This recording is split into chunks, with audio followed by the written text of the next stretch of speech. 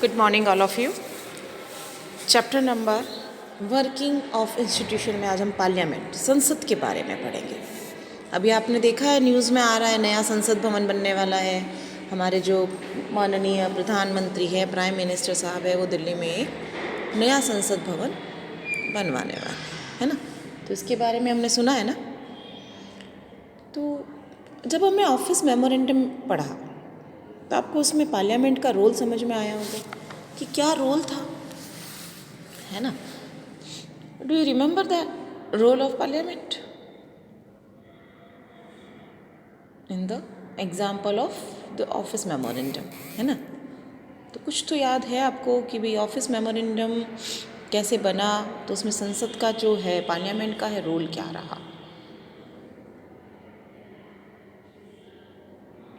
अब ये तो समझ में आया कि ये जो डिसीज़न था वो पार्लियामेंट के द्वारा नहीं लिया गया था, है ना। तो since this decision was not taken by the parliament, you might think that the parliament had no role in it, है ना।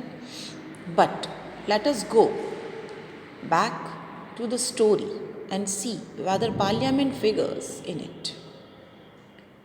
Let us recall the points made earlier by completing the following sentences. Okay, तो first is the report of the Mandal commission was discussed, हुई थी, मंडल commission में discussed हुई थी। And the president of India mentioned this in his, है ना, ये हुआ था वो पूरा। और फिर हुआ था the prime minister made a, तो ये सारे इंसिडेंट हमने पढ़े थे। तो the decision was not taken directly by the parliament, direct parliament द्वारा नहीं लिया गया, है ना। But parliamentary discussion on the report influenced and shaped the decision of the government. But parliament में क्या हुआ, उस पर डिस्कशन हुआ, सारे लोगों ने बैठकर उस पर क्या किया, डिस्कशन किया, तब ये जाकर कहीं डिज़ाइन में आया कि ऑफिस मेमोरेंडम इस तरह से बना। ओके, तो पार्लियामेंट में बैठकर उस पर डिस्कशन हुआ है ना। तो they brought pressure on the government to act on the Mandal recommendation.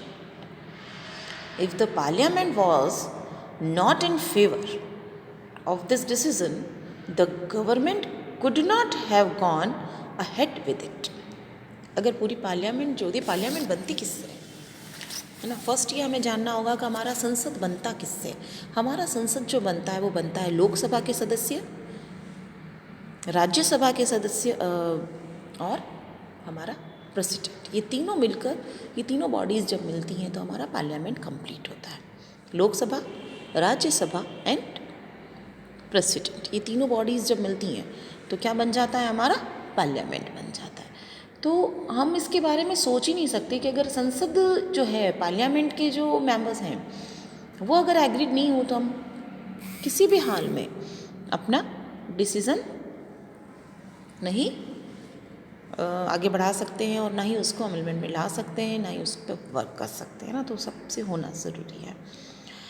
Can you guess Y, ऐसा क्यों हुआ। Recall what you read about the parliament in the earlier classes. थोड़ा सा आपने 8th क्लास में पार्लियामेंट के बारे में पढ़ा है, इसको थोड़ा सा याद करो, है ना। And try to imagine what the parliament could have done if it did not approve of the cabinet's decisions. Clear. तो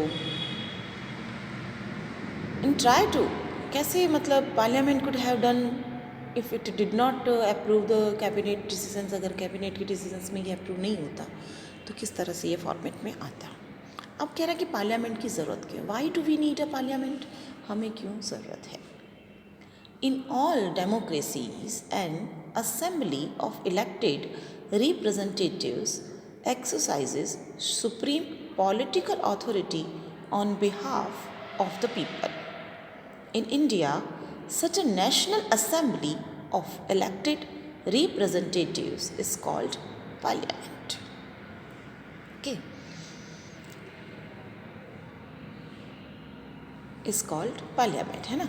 तो at the state level this is called legislature or legislative assembly.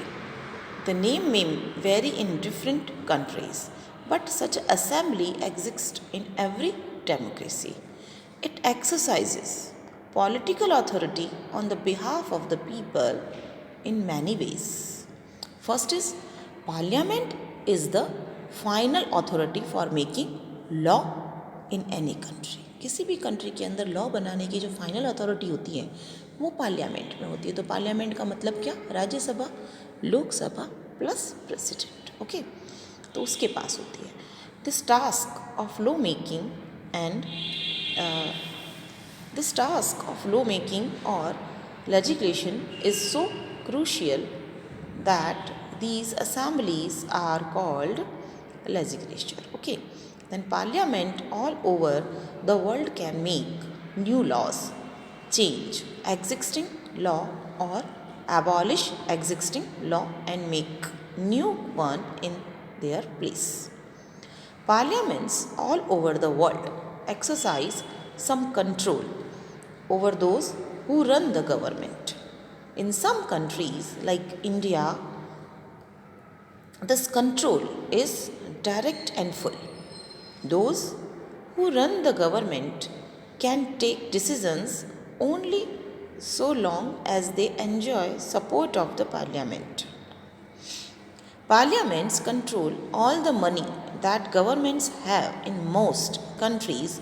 Any the public money can be spent only when the parliament sanction it. Okay, and last one, fourth point, parliament is the highest form of discussion and debate on public issues and national policy in any country. The parliament can seek information about any matter. Okay, तो जो parliament है वही higher authority है हमारे यहाँ decisions making की. जो भी डिसीजंस बनेंगे वो पार्लियामेंट के थ्रू ही बनेंगे.